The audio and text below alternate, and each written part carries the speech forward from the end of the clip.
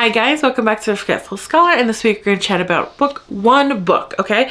So it is The Tempest of Tea, Blood and Tea, Book 1 by Hafsah Faizal, and I listened to like how the pronunciation of that name like maybe 80 times and I still didn't get it right. I hate my brain. Okay, this was published 2024 and is 336 pages. It was 3.5 stars.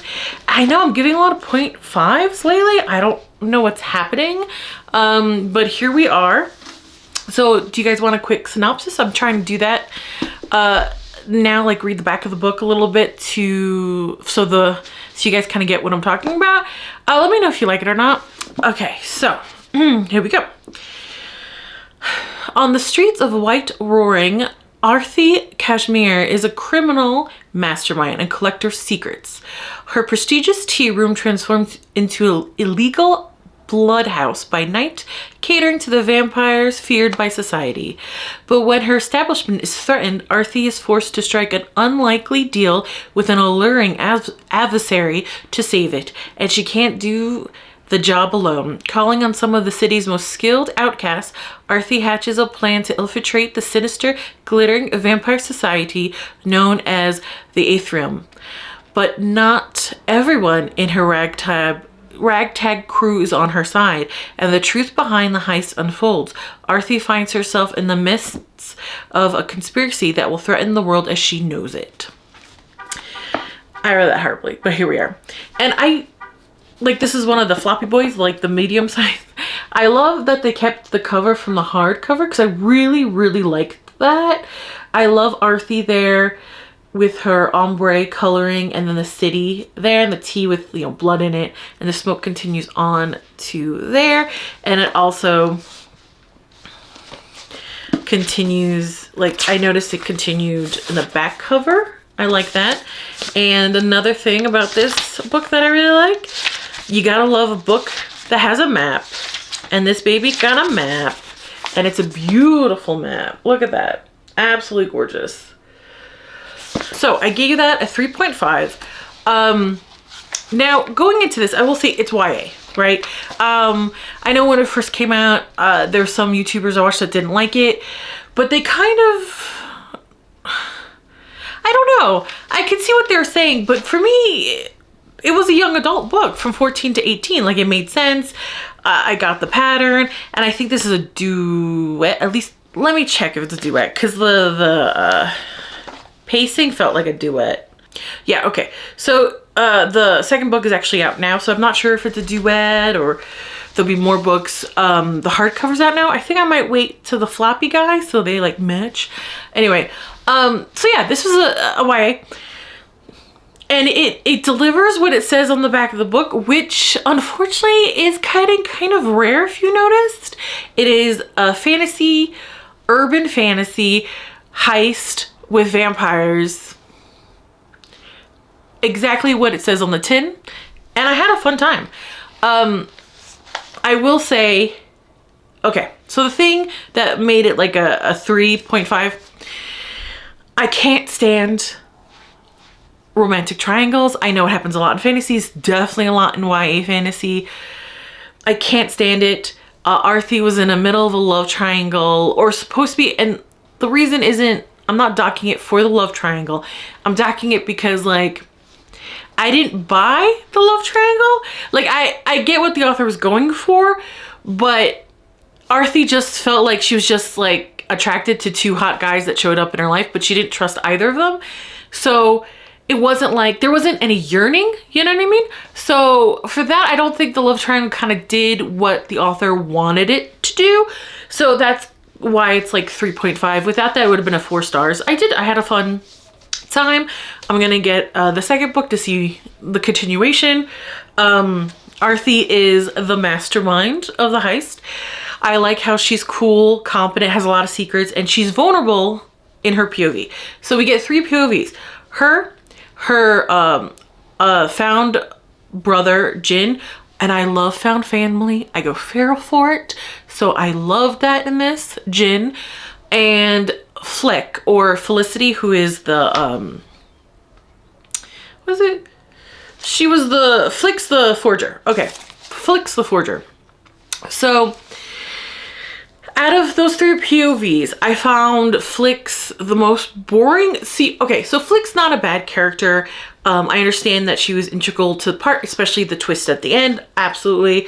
And her little love story with Jin, I thought that was cute. There was a lot of like denial of feelings, a little bit more yearning. I think that's what the author tried to do with the love triangle with Arthi, but it didn't come off to me, right? So, but Jin and Flix love, little love connection is very cute. But Jin and Arthi are such interesting, complicated characters with complicated, tragic backstories that Flix just kind of got lost. Like, she's like a sheltered, naive kind of girl, and it just kind of got lost. Like, she got lost. Like, she's nice. She's a sweetheart. I don't mind her character, but compared to the other 2, it's like if you watch a movie and there's 3 really good actors acting a scene, right? But you could tell 2 of them are a little bit more seasoned, a little maybe better actors, and the 3rd one kind of just gets eaten up. You know what I mean? That's how it felt. Flick definitely did not stand out to me. I get why she was important, especially for the twist. That was fun at the end. Okay, so let me finish the sentence before you guys get all upset. Okay, I promise.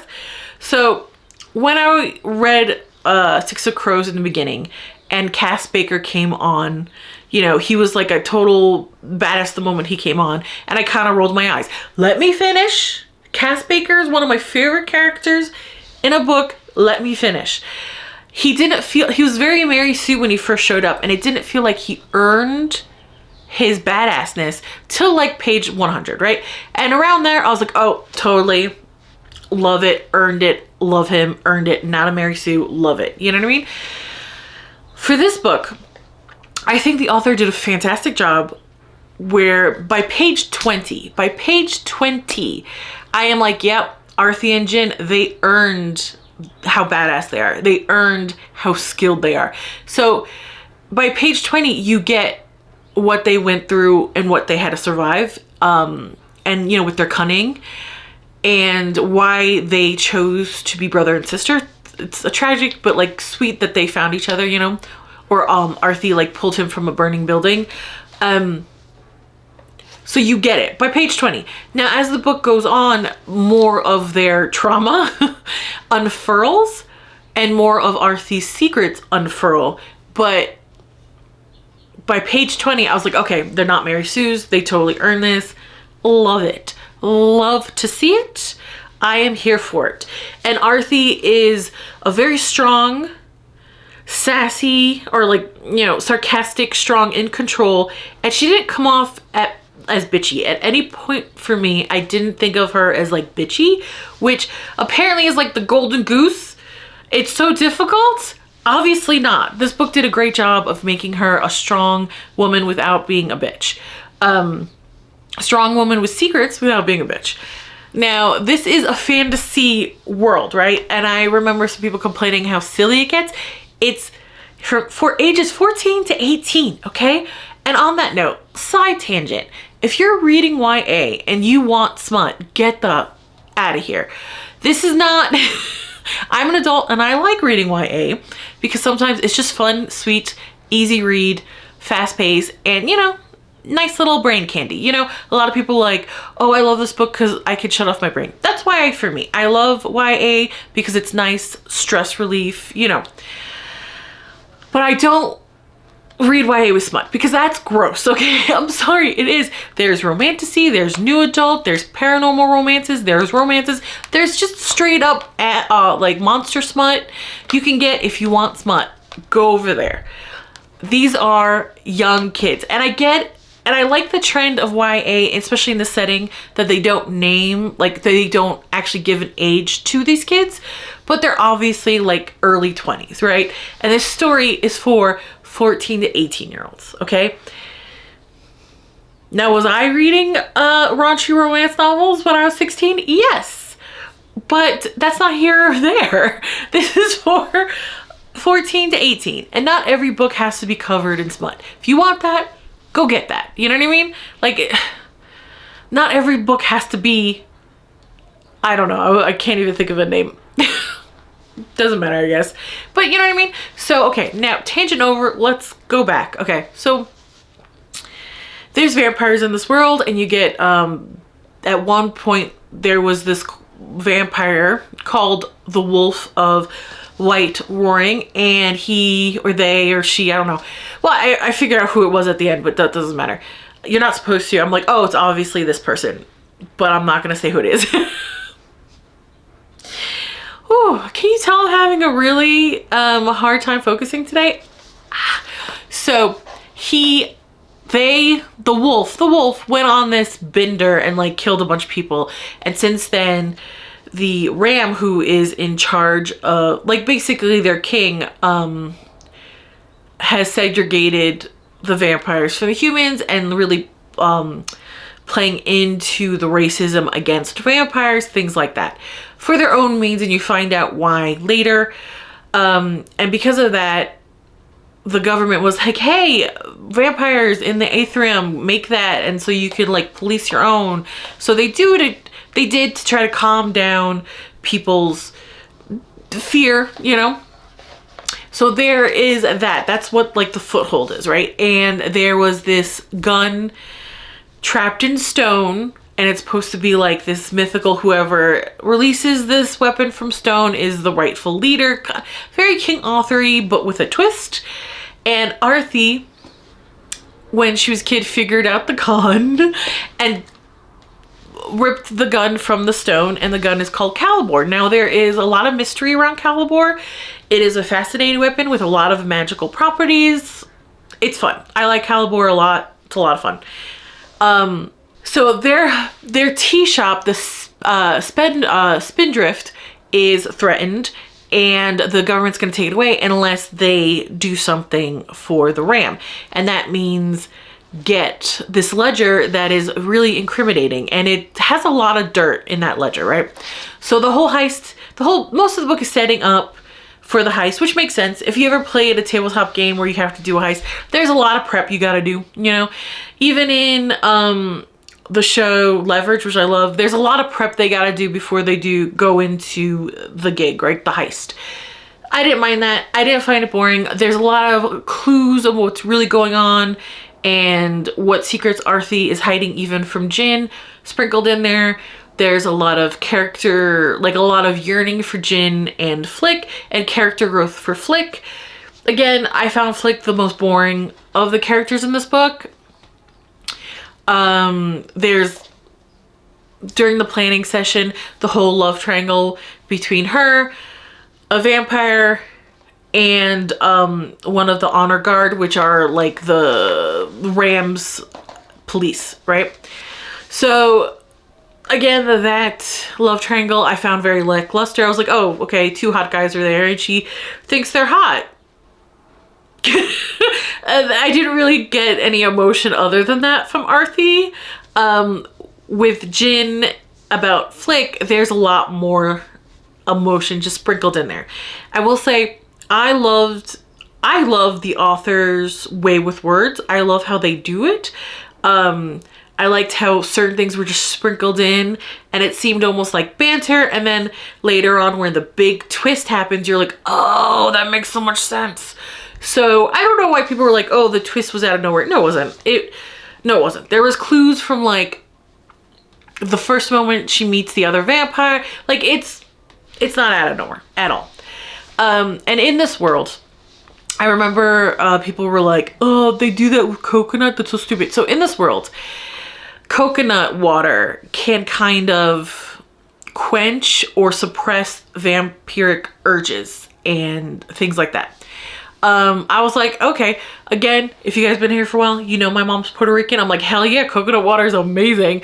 But as the story goes on, the first vampire tells a story about a magical island. Now, everything on this island is magical. It's so magical, even the soil is magical. Random things can be artifacts from this island are magical, but the moment, even people there have powers, but the moment you take them off the island, they lose their powers, right?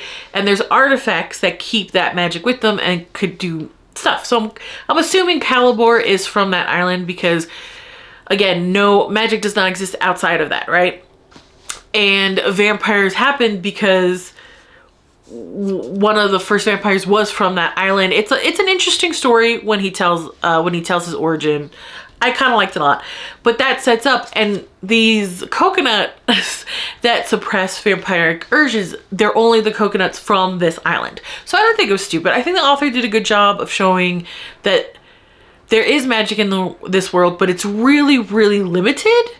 And when the vampire clues us in why it's so limited, I'm like, oh, okay. So it's just like this island is like the mythical island of Avalon, you know, everything is magical from there, and the coconuts from there, bananas from there too probably do something, you know what I mean? So I'm like, okay, all right.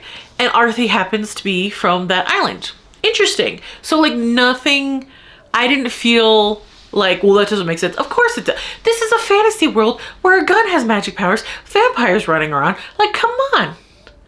You know? And also, I've been here for a while. In college, I studied mythology. And there's so many myths in so many different cultures revolving around fruit. You know what I mean? I'm sure the biggest one, well, the two biggest ones off the top of my head that have gone into the modern day social zeitgeist. One is the apple from the Garden of Eve, right? The moment they bit into the apple, they gained knowledge. And, you know, the pomegranate from the Tale of Persephone and Hades. If you eat the pomegranate in Hades' realm, you can't leave. So, like, what do you mean? The fruit has been center of so many myths. It makes sense, right? Because in the ancient world, I'm sure cultivating fruit was much more difficult than it is now, right? So it makes sense, at least to me. So I didn't find that strange, maybe because I have that mythological studies background. So maybe that's why I didn't find it strange. I found it kind of cute. And I'm telling you, at the age of ancient, I thought it was cute. When I was 14, 16, 18, I would have loved that shit. I would have thought that was so much fun. I probably would have told my mother about it. You know what I mean? Like, look, coconuts are magical. You know, I probably would have loved that, you know?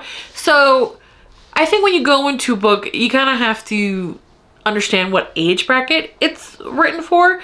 And this is definitely a YA. And as a YA, I enjoyed the heck out of it. I'm looking forward to the second one. There was a twist at the end, and I'm like, oh no, I really want to know what happens. Which, of course, that's a good way to end like a duet, I suppose. I'm not sure if it's just gonna end at a duet or not. I know a lot of people kind of compared it to Six of Crows. I think it's different. I think it's very different. The only things that are similar is that it's a heist, and the main character, Kaz, and the main character here, Arthi, they both want revenge. Why they want revenge differs slightly. How they go about it differs quite a bit. And the ramifications in this book are a lot more widespread than in Six of Crows. So I wouldn't... It's not the same book. It's very different. The characters are different. The reason for the heist is different. How the heist goes off is different. The emotional attachments within the group are different. So it's a disservice to compare the two, right? And as someone who freaking loves Six of Crows. So it's over there. My sister actually got me like the Barnes & Noble's special version for Christmas. I'm trying to figure out, I gotta reorganize because I want to put them on display. So I gotta figure that out. But I'm just saying, if you enjoy heists like I do, this was a lot of fun. Just keep in mind, it's YA. There, you know, okay? Remember, it's YA. The ages of 14 to 18. Doesn't mean you can't enjoy it as you're older, but just means like, don't expect fourth wing level of stuff going on, okay? It's a completely different category in book. In literature. Jeez, I want to go back to bed. It's It's one of those days I just want to go back to bed, put the covers over my head, just pretend today never happened. Anyway, that's it for me. 3.5. I'm looking forward to the second one. Probably going to read more from this author. I loved the turn of phrases they used and how they invoke emotion. I will say the only weak spot is the lover's triangle. There was not enough yearning or urge on Arthy's part. She just thought they were hot, but that was kind of it. I loved the third act was like one twist after another. I was like, yes, keep them coming. Boom, boom, boom, boom, boom. Let's go. I think the world is actually quite, like, as messed up as it is, it actually has a lot of charming moments. Like little charming things like Calibor, the coconuts, the found family, Arthy and Jin created in the safe space. So like there's a lot of stuff in there that I enjoy. So I'm gonna go. I don't want to, but it's time for me to get back to the real world. Like, comment, and subscribe, and I'll see you later. Bye.